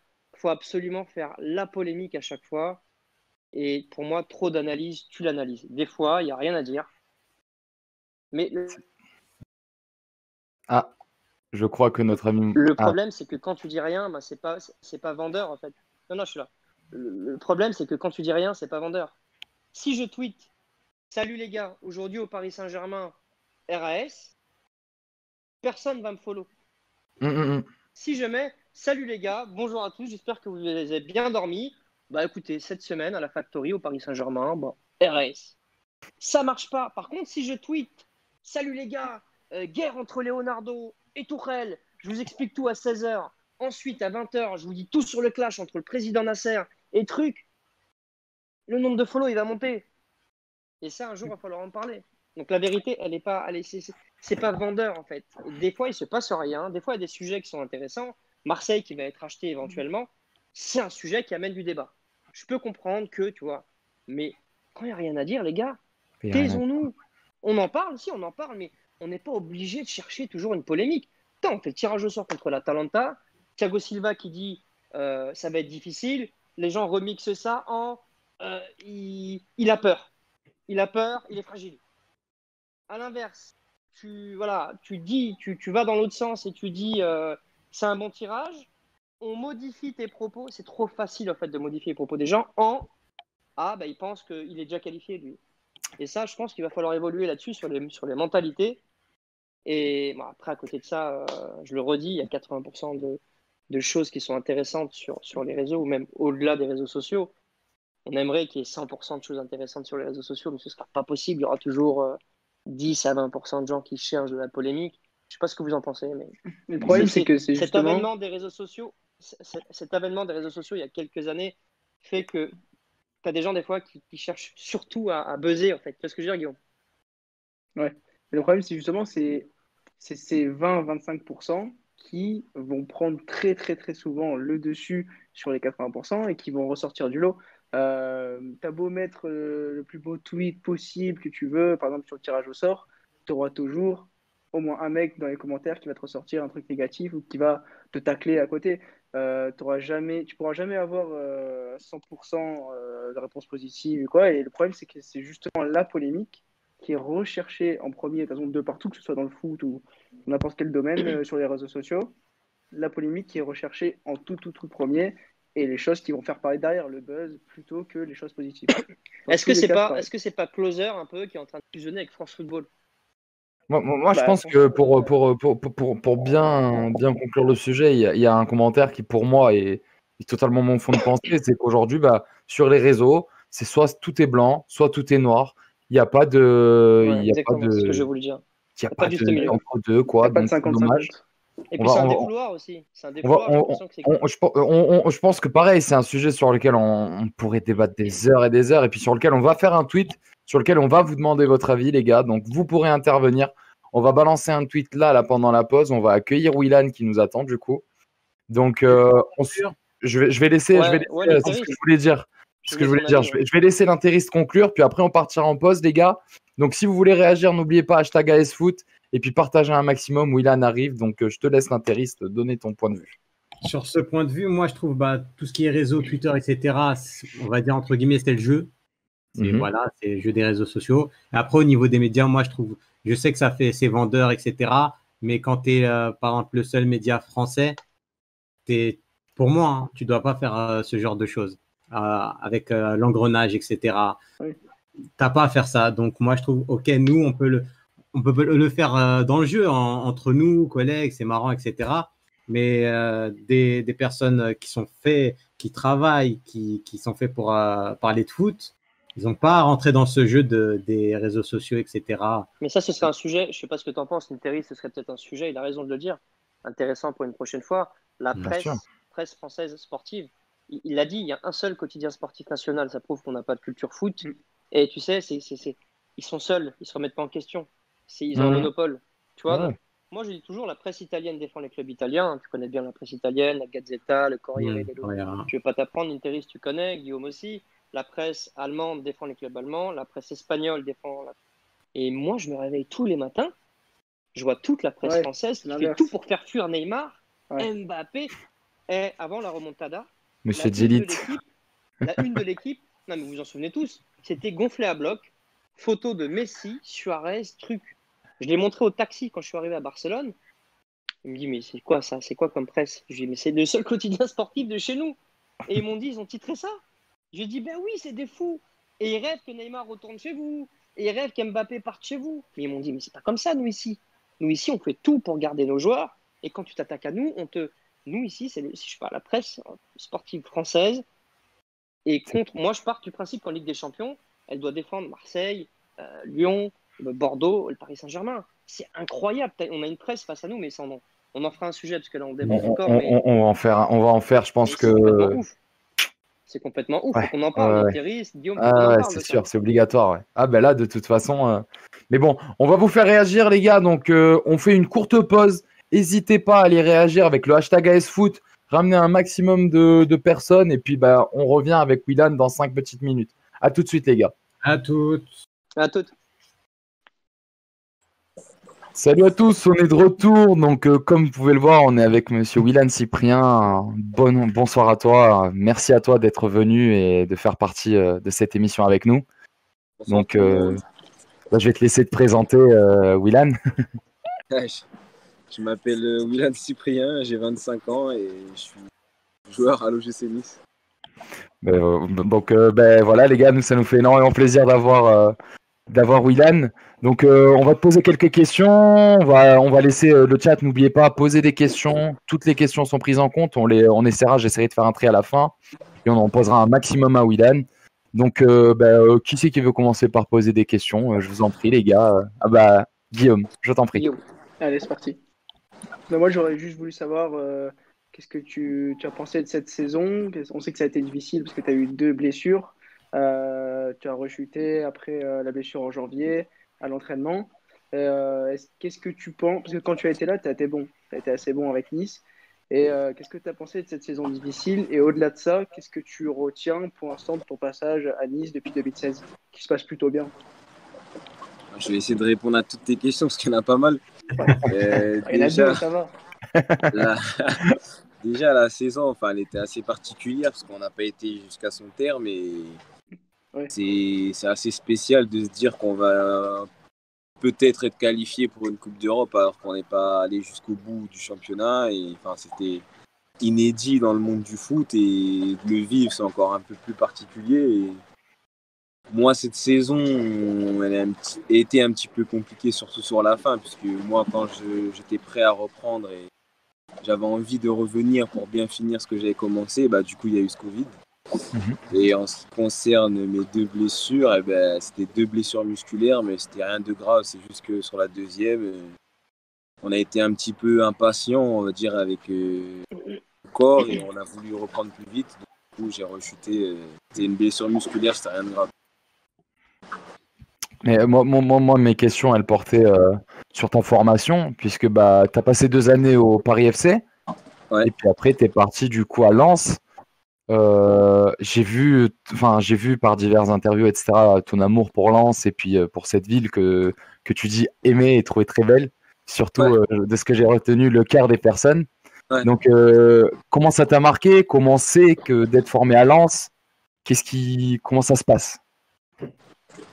Bah, moi, je connaissais pas du tout avant de rejoindre le club. Donc, du coup, j'étais dans la totale découverte. J'avais 12 ans, donc c'était loin des parents. C'était difficile au début. Enfin, je m'attendais à ce que ce soit difficile. Et puis au final, bah, j'ai trouvé une deuxième famille, des gens sur qui compter quand ça allait pas, mais là, du foot à l'école ou dans n'importe quoi, quand j'avais besoin de. Peu importe ce que j'avais besoin, il y avait toujours quelqu'un de présent pour moi. Et enfin, je sais pas, c'est comme un coup de foudre avec une fille, ça s'explique pas. J'ai vraiment aimé ce passage de ma vie et si c'était à refaire, je le referais sans réfléchir, quoi. On dit souvent que l'ambiance à Bollard, c'est quelque chose. Cette année, ils sont remontés en Ligue 1. Est-ce que tu aurais un petit mot pour le RC Lens, qui monte en Ligue 1 et que tu vas retrouver l'année prochaine, normalement? Qu'est-ce que tu leur dirais pour ce grand retour? Bah, je suis très très content pour eux. Moi aussi, je l'avais vécu dans mes premières jeunes années pro au tout début et malheureusement, on n'avait pas pu le faire à Bollard. On avait été délocalisé à Stade de la Licorne à Amiens. Donc, bah, pour ceux qui vont faire partie de l'aventure, de profiter à fond parce que c'est vraiment quelque chose de jouer à Bollard. Pourvu que ça reste le plus longtemps possible en Ligue 1 parce que le club il mérite vraiment de rester dans l'élite. Après, bah, moi, je vais poser mes petites questions. J'en ai 2. Je voudrais savoir, tu as pensé quoi de ton parcours en espoir? Et ensuite, je voudrais savoir quel est le défenseur qui t'a le plus marqué, contre qui tu as joué? Déjà, pour le passage en espoir, bah, il avait été assez court parce que j'ai eu que 2 sélections. Donc, c'était sur la fin de. Enfin, après, j'avais plus l'âge pour jouer. Donc, souvenir assez court, mais super souvenir avec un premier match contre la Côte d'Ivoire où on avait gagné. Je ne me rappelle plus exactement combien, mais c'était mon premier match. Donc, j'étais content. Et le deuxième match contre l'Angleterre où je mets un coup franc pour la victoire et c'était assez kiffant, on va dire. Ouais, ça, c'est sûr. Et la deuxième question, tu m'as demandé, j'ai un trou de C'était, mémoire. pas de problème. C'était quel est le défenseur qui t'a le plus marqué, contre qui tu as joué? Contre qui j'ai joué? Mm. Ouais, Thiago Silva. Thiago Silva? Ouais. Merci. Ça y est, on l'arrêtera plus ce soir, c'est bon. Qu'est-ce qui t'a marqué chez lui? Bah, c'est ce qui dégage. Puis même quand tu es au milieu de terrain, quand tu lèves la tête pour faire une passe, tu as l'impression qu'il est dans ton cerveau en fait. Anticipation, Ouais, anticipation donc de fou. c'est horrible. Tu dis, je vais la mettre à droite, mais enfin, je vais regarder à droite pour la mettre à droite et au final, je vais la mettre à gauche. Si je la mets à gauche, il est à gauche. Ah, Et c'est assez frustrant quand tu joues contre lui. D'accord, ok. Mourad, je vais te laisser poser toi aussi. Rapidement, 2 petites questions. La première, tu parlais tout à l'heure quand tu parlais de ton amour pour les supporters, enfin de ton passage à Lens. Ouais. Tu as fait un parallèle avec un coup de foudre avec une fille. Ouais. Donc on sent que tu as cette passion encore pour le foot. C'est vrai qu'on parle souvent, on réduit un joueur de foot souvent à son salaire. Tu connais, tu sais, les footeux, l'argent, blablabla, ça c'est des clichés. Mais on vient de voir qu'en fin de compte, tu es passionné par le foot. Comment tu appréhendes ta carrière de foot où tu dois être pro, carré, tu vois, présent, les horaires et tout. Mais à côté de ça, est-ce que tu continues à savourer en mode passion? Est-ce que tu savoures comment tu vis le foot? Est-ce que tu arrives encore à prendre du plaisir? C'est ma première question. Et la deuxième, c'était comment tu vois le projet actuel du Paris Saint-Germain? Bah, déjà, oui, l'image qu'on donne de nous, après, je peux pas parler au nom de tous les joueurs, mais en tout cas, pour ma part, pour te donner un exemple, les soirs de défaite, je m'endors pas avant 6 h du matin. Carrément. Donc, Ah oui. je me refais le film, ça mange assez longtemps, donc prendre du plaisir quand je gagne, j'en prends, et quand je perds aussi, ça me rend malade. Donc ouais, je suis passionné et c'est ce que j'aime, quoi. Quand tu vois les petits de ton quartier ou je sais pas, quand tu croises des petits au centre d'entraînement, est-ce que tu as conscience quand tu vois leurs yeux briller, quand tu signes un maillot? Tu sais, tu le fais parce que tu as entraînement à 10 h et tu as 5 minutes, donc tu signes vite fait, mais sur ces quelques secondes, tu arrives à apercevoir dans leurs yeux ce que toi, tu avais dans tes yeux quand tu étais peut-être plus petit. Ah oui, bien sûr qu'on le voit, parce que je suis passé par là. Encore pour l'anecdote, le premier match pro que je vais voir de ma vie dans un stade, c'était un PSG Marseille où Ronaldinho il venait de signer à Paris. Mais oui. Sacré premier match, hein. Et donc, 2 ans plus tard, quand je reviens au parc et que je mets un coup franc devant ma mère et toute ma famille qui m'avait amené à ce match-là, je peux te dire que ça fait quelque chose. Ah, mais c'est intéressant de ressentir ça. Oui, la passion, en tout cas, moi je suis amoureux du foot. Le matin, quand je me lève, j'ai envie de jouer au foot. Ça fait plaisir. Même avec ma fille, il y a une boule de chaussettes qui traîne, je joue au foot. Hein. Je suis tout le temps foot. Même tout ce qui est match de foot, Ligue 1, Ligue 2, National, je regarde tout à la télé. Et c'est cette passion qui t'est venue tard en plus, puisque tu as commencé qu'à 11 ans le football, si je me trompe pas. Et j'ai commencé 10 ans, mais j'ai toujours été passionné, j'ai toujours joué, mais c'est en club que j'ai vraiment commencé tard. Mais sinon, j'ai toujours joué avec les amis, que ce soit au stade, à l'école. Et ma deuxième question, c'était comment tu vois c'est vrai que le Paris Saint-Germain est très critiqué en France parce que bon, forcément, il y a beaucoup d'argent et l'argent, c'est tabou en France. Comment tu vois le projet actuel du Paris Saint-Germain d'une manière globale en tant qu'amateur de foot?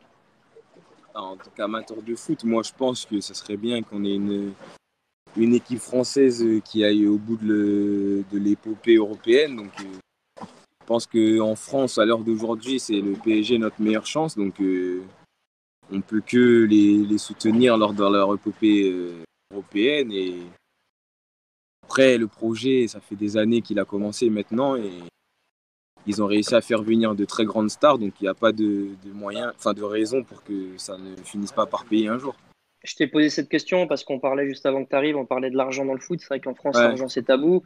Et sans argent dans le foot, tu fais pas grand-chose. Et c'est vrai que quand tu investis souvent, vous, les joueurs de foot, c'est vrai que quand on parle de vos salaires, tout de suite, on vous réduit à des choses qui sont négatives, qu'on dirait des chiens qui courent après un ballon, qui gagnent beaucoup d'argent.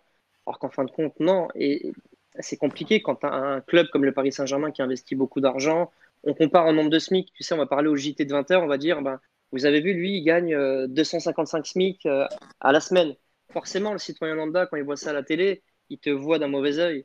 Mais en fin de compte, non, il faut expliquer aux gens que c'est une petite partie des gens qui réussissent et les autres, pour eux, c'est un échec. Mais il faut pas réduire. Je sais pas, quand je vois ça, moi, c'est compliqué pour moi.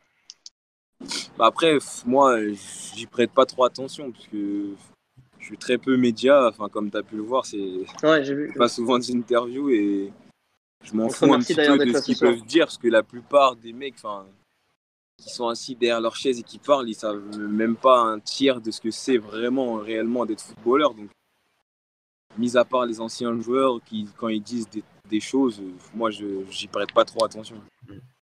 Non, mais c'est bien, tu arrives à faire la part des choses. Pour toi, c'est le foot. Et puis, on le voit très bien sur tes réseaux sociaux.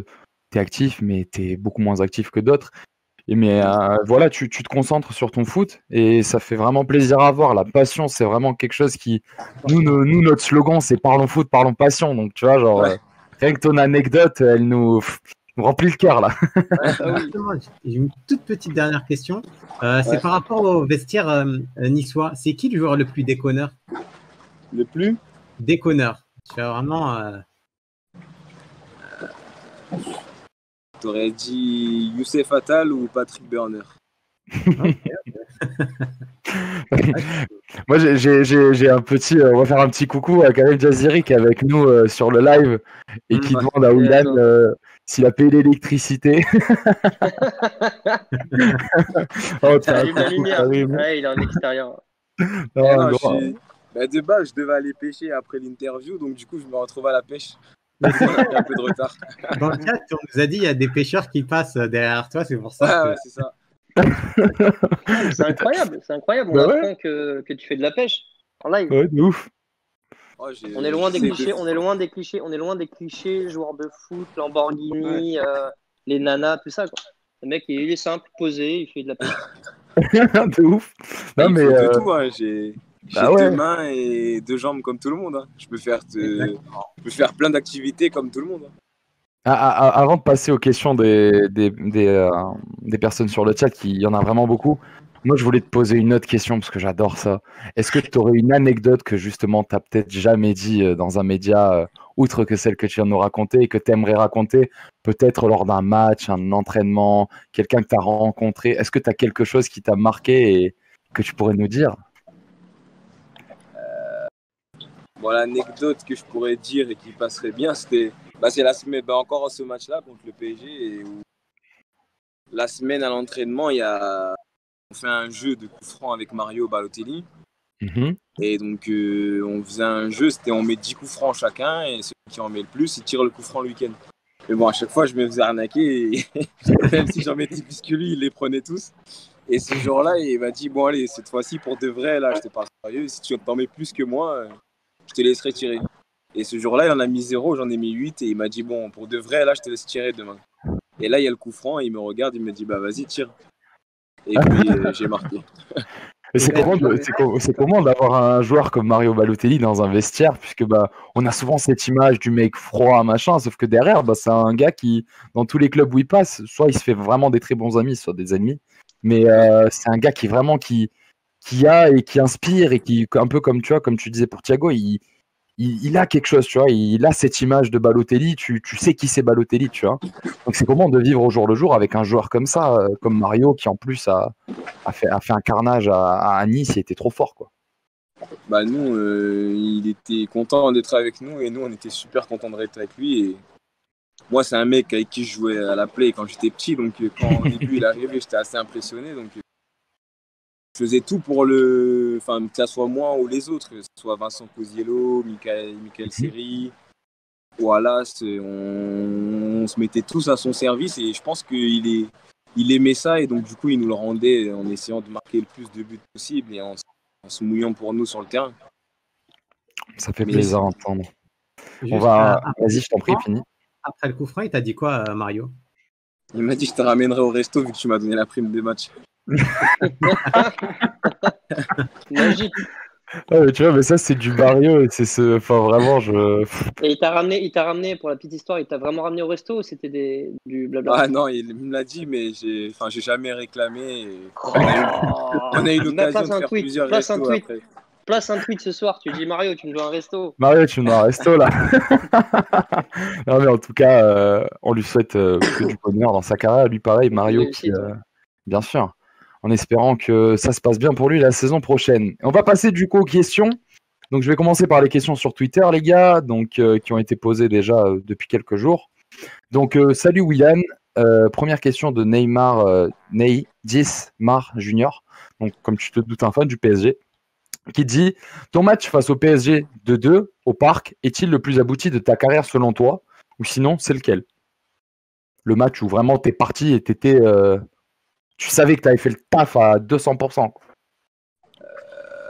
Le match du PSG, c'était un très bon match de ma part, mais c'était pas le match le plus abouti parce que au-delà du but, j'avais pas touché beaucoup de ballons, pas récupéré non plus beaucoup, donc je pourrais pas dire que c'est un match référence, même si c'est le match qui a fait le plus de bruit, on va dire, mais en tête de suite là, j'ai pas vraiment un match référence que j'ai pu faire, mais je sais que c'était pas celui de Paris en tout cas, même si c'était l'un de mes meilleurs matchs. Question de Snell-YT. Est-ce que tu es pressé de retourner jouer à Bollard? C'est un fan de Lens. Ça va être la première fois que j'y retourne depuis que j'ai quitté le club. Donc, oui, j'ai vraiment hâte de redécouvrir ce club et cette ambiance en Ligue 1. Ça risque d'être beau. Et puis même, je pense que le public lensois, sûrement qu'ils entendront ce que tu nous as dit par rapport à Lens et tout, et ils t'accueilleront de la meilleure des manières, j'en doute vraiment pas. Et j'espère pour toi que ce sera quelque chose, ce sera un match spécial. Question de Neos qui nous demande bonjour Willan, dans quel championnat aimerais-tu évoluer dans les années à venir? Tous les championnats ils sont sympas à regarder à la télé, mais moi j'ai un petit faible pour l'Allemagne, je sais pas. J'ai toujours aimé le football allemand et pourquoi pas un jour aller voir ce qui se passe du côté de l'Allemagne.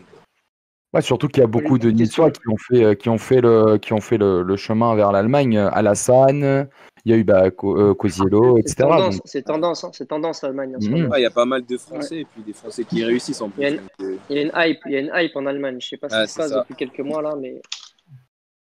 Mais qui c'est qui avait une petite question à poser? C'est Guillaume qui a une question. Vas-y Guillaume. Ouais, tu évoquais l'équipe de France tout à l'heure. On sait qu'il y a l'Euro qui arrive là dans un an. Est-ce que c'est un de tes objectifs principaux ou c'est plutôt dans un coin de ta tête ou est-ce que tu en fais vraiment un objectif d'être sélectionné? Et notamment pour l'Euro. Non, moi, mon objectif principal, c'est de faire une saison pleine et de faire une très bonne saison. Et ce qui viendra par la suite, ce sera du bonus et la cerise sur le gâteau, on va dire. Ce serait beau de te voir à l'Euro. Ouais. On sait que malheureusement, tu n'avais pas été aidé, si je ne me trompe pas, avant la dernière compétition de l'équipe de France, puisque tu avais été blessé. C'était pas ça, tu étais dans les réservistes, si je ne me trompe pas. Mais j'avais été blessé après ce qui se faisait. Enfin, si j'y étais ou pas, j'en ai pas eu connaissance et je ne veux pas le savoir. Enfin, ça fait partie du destin. J'ai une très belle vie, ma fille elle est en très bonne santé, ma femme et ma pareil. Tout ce qui vient, c'est que du bonheur, moi. Je suis pas prise de tête. C'est vraiment très beau ce que tu dis, ça fait vraiment plaisir à entendre. Question de. Justement, la question que tu as posée, Guillaume, elle avait été posée par quelqu'un qui s'appelait EDF Victory. On va passer à la question de Yannis, ce sera la dernière de Twitter. C'était c'est quoi ta routine d'avant-match? Est-ce que tu en as une? Est-ce que tu as un son ou un truc que tu fais à chaque fois? Allez, pêcher. Ça dépend. Souvent, j'aime bien appeler ma copine ou Karim, qui nous regarde souvent. Il m'appelle au téléphone pour me chambrer un peu. Tiens, ce soir, tu auras un tel dans ta zone, il va te manger. Il sait que ça me pique et donc, du coup, souvent, on s'est au téléphone avant les matchs. Il aime bien te booster, quoi. Ouais. Question de Kai013 qui demande Cyprien, en termes d'ambiance, pour toi, quel est le club qui a les meilleurs supporters? Qui a les meilleurs? Ouais, quelle est la meilleure ambiance pour toi? Je pense qu'il parle en France. Calme-toi, Guillaume. Guillaume, je te sens. Guillaume. Ouais, je suis chaud là. Laisse-le répondre. Ensuite, on va voir. Ok, vas-y. Moi, j'aurais dit l'OGC Nice. Et les stades qu'on a pu découvrir, que j'ai fait à l'extérieur, il y a Saint-Etienne où ça fait du bruit et au Vélodrome. Ah, moi un point pour Mourad. Il peut pas être parfait tout le temps. Écoute, il va revenir au Parc des Princes et il nous redonnera son avis. Voilà. Franchement, quand tu es dans le rond central, que ça soit entre le parc et le Vélodrome, ça gueule plus. Moi, j'ai une petite question personnelle, mais vraiment petite, puisque moi, je suis un fan du Nîmes Olympique depuis des années. Est-ce que tu as aimé l'ambiance des Costières? Juste aimé. Je te demande pas de juger. Qu'est-ce que t'en as pour... Est-ce que ça t'a marqué ou pas? Willan, dis la vérité. Willan, s'il te plaît, dis la vérité. Je crois que son regard, il veut te dire. Pas de manque de bois ici, pas de manque de bois.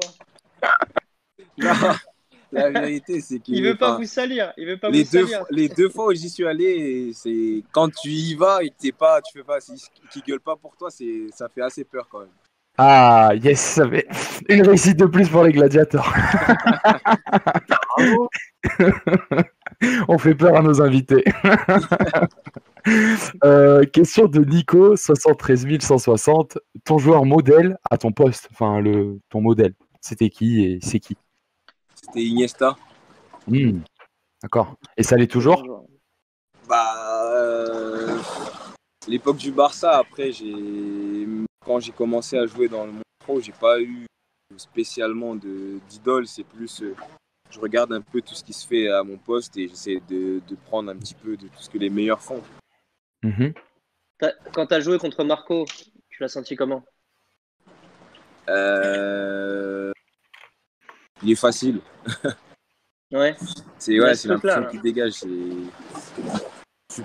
T'as l'impression que tu peux le presser comme tu veux et qu'il va toujours réussir à s'en sortir. Et techniquement, c'est un peu dessus. Attends, question de Papy Gomis qui demande: Salut Willan, sur le plan personnel, comment tu as vécu la saison en Ligue 1 avec Lens? Car d'un côté c'était compliqué, mais ça t'a permis de gratter beaucoup de temps de jeu. PS, on te suit toujours du côté de Lens. Papy Gomis.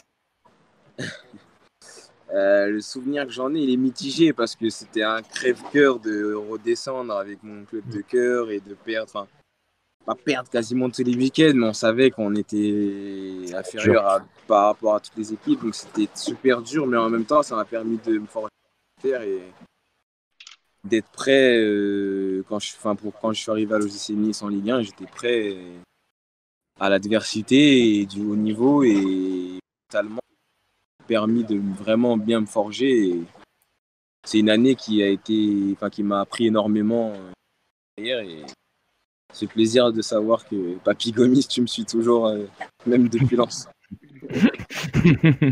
On fait un gros bisou à Papy Gomis qui est pareil, quelqu'un qui est souvent sur nos lives. Un grand merci à toi. Question de Kais qui dit tu penses que le public ça joue beaucoup sur les joueurs?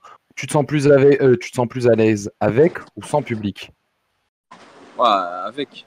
Ça te transcende. Puis des fois, les courses de retour, quand il y a 10 ou 15 mètres à faire et que tu es carbonisé, quand tu entends gueuler, tu réfléchis pas et tu continues à mouliner les gens. Mais franchement, même pour prendre l'ascendant psychologiquement sur l'adversaire, quand tu as des temps forts, franchement, ça joue énormément. C'est un vrai boost. Ouais. Et on va partir sur la question de Paquiez, The Real Goat, qui dit le joueur le plus fort à son poste que tu as affronté. Je pense qu'il parle vraiment en général, il parle pas que des défenseurs. Là. Pour moi, c'était Mbappé. Ah. Merci. Okay. Merci. Bah, c'est ce que nous a dit Jonathan Grady la semaine dernière aussi. Tiens, ça fait c'est 2 fois. Qu'est-ce que tu veux? T'as une pépite comme ça. Je vais laisser terminer, mais. Non, il est vraiment au-dessus du lot. Il est super rapide, non? Jonathan, il nous avait dit qu'il était tranquille. Et puis, quand il a voulu, genre en 10 minutes, je crois qu'il a claqué un doublé. Donc, c'est sa vitesse d'exécution. Quand il décide de faire un truc, ça va à 10 000. Tu sais qu'il va le faire, mais c'est pas possible de défendre. De l'arrêter, ouais. Ouais. J'ai une question de Théo Bazir qui demande l'entraîneur le plus fort tactiquement que tu aies côtoyé. Lucien Favre. D'accord. Lucien qui est à Dortmund aujourd'hui. Ouais.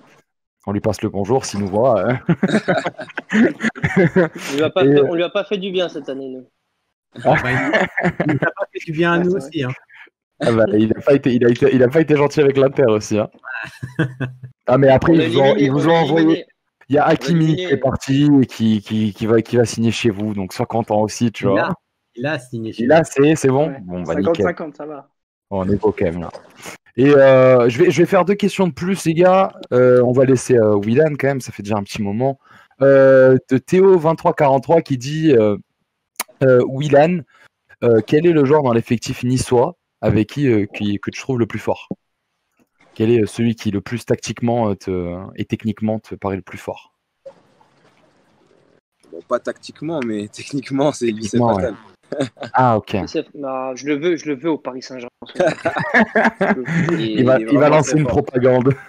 Non, je le veux, mais bon, je vais le laisser terminer. Mais c'est vrai que Youssef Attal, c'est un joueur qui je te laisse terminer, c'est un joueur qui est facile même, techniquement. Avec l'enchaînement des matchs, quand il va commencer à accumuler le nombre de matchs en Ligue 1 ou même au niveau que tactiquement il va vraiment être prêt, je pense que ça va être un très très grand latéral. Il est vraiment impressionnant au quotidien, toi qui t'entraînes avec lui. Il est tout le temps à 2000. Même quand il mange, il va vite. C'est vrai en plus. Et Cyprien, vu que tu es un très bon tireur de coups francs, je voulais savoir pour toi quel est le meilleur tireur de coups francs de l'histoire, à tes yeux. Juninho. Ouais, mythique. Ouais, classique, c'est bon, c'est validé. Comme question quand même. Ouais. Et on va finir par un petit dilemme de Enzo77 qui demande: tu préfères être titulaire en Europa League ou sur un banc en Champions League? Moi, comme je te l'ai dit, je suis amoureux du ballon, donc quelle qu'en soit la compétition, je préfère jouer plutôt que de la regarder. C'est une très bonne réponse, très très belle réponse, ça fait vraiment plaisir. Bah, les gars, vous avez, on a redépassé les 100. On verra les chiffres à la fin, mais une fois de plus, on a fait des très bons chiffres. Merci à vous de nous suivre autant et à chaque fois de plus en plus. Willan, j'ai une question à te poser qui va devenir une question habituelle. Si tu aurais 3 joueurs à nous conseiller à faire venir à AS-Foot, tu nous conseillerais qui? 3 joueurs? 3 joueurs. Mais dans quel sens? Dans le sens pour les faire venir comme toi, pour les interviewer. Qui c'est que tu nous conseillerais à faire venir à AS-Foot? Ouais, c'est un bon client. C'est un bon client. Un bon client. Non. Johan Cardinal. Ok. Benjamin Bourigeaud de Rennes. Ouais. Et j'aurais dit en dernier Adrien Tamez, il aime bien les lives.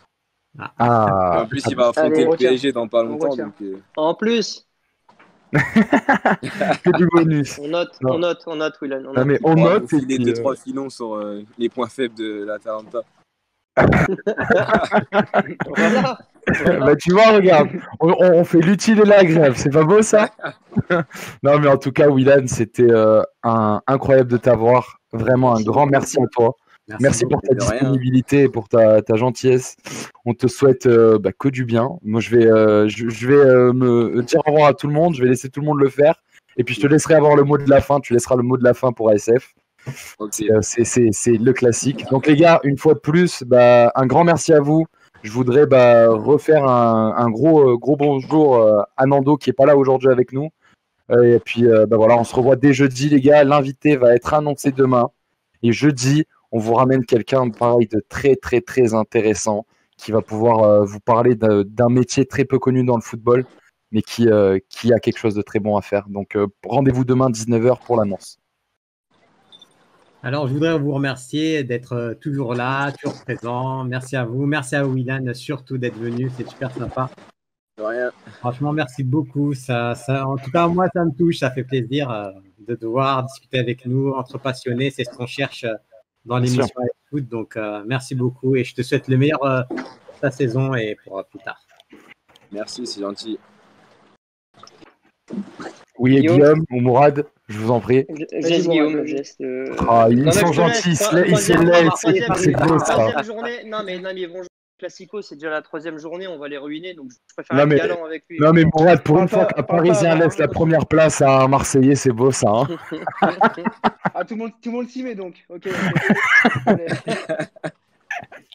Non, mais voilà, moi je vais me répéter. Merci à tous, merci de nous avoir suivis encore, la 3e émission. Merci d'être aussi nombreux. Et surtout, merci Willan d'avoir accepté, d'avoir pris du temps et de nous faire confiance comme ça, c'est super.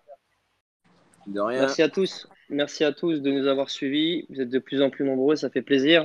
Willan, à titre personnel, pour toi, merci beaucoup. Tu aurais pu nous recaler avec un petit message en disant merci beaucoup, mais j'ai pas le temps. Tu l'as pas fait. Tu prends le temps d'être là et rien que pour ça, respect. Je te souhaite beaucoup de réussite pour la suite de ta carrière.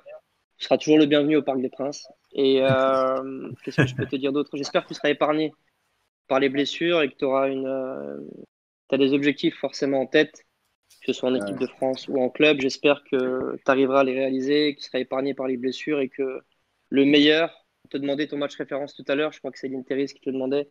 J'espère que tes matchs références sont devant toi. Vraiment, merci beaucoup. Merci à vous les gars pour l'invitation et je vous souhaite d'avoir de grands noms invités. Et j'essaierai, si Benjamin Bourigeaud, s'il est chaud, j'essaierai de lui passer 2-3 mots parce que pour vous donner un petit peu de force. Ça nous fait vraiment plaisir, Willan. Vraiment un grand merci à toi. Continuez à faire ce que vous faites et c'est sympa pour les vrais. Tu vas retourner pêcher là ou c'est fini là? Je sais pas. Je les ai un peu abandonnés, je vais voir ce qu'ils font là. Ça s'annonce compliqué. Non, mais Willan, vraiment, pour finir, un grand merci. Un grand merci à tous. Et puis, on se retrouve jeudi, 20h30, comme d'habitude. Puis, voilà, les gars, on espère que vous ayez apprécié. Il y a énormément de merci, Willan, sur le chat. Merci à tous. Et, merci à tous. À très bientôt. Thiago Silva te remercie. Ciao. Ciao, bisous, Willan. Merci beaucoup. Ciao. Merci.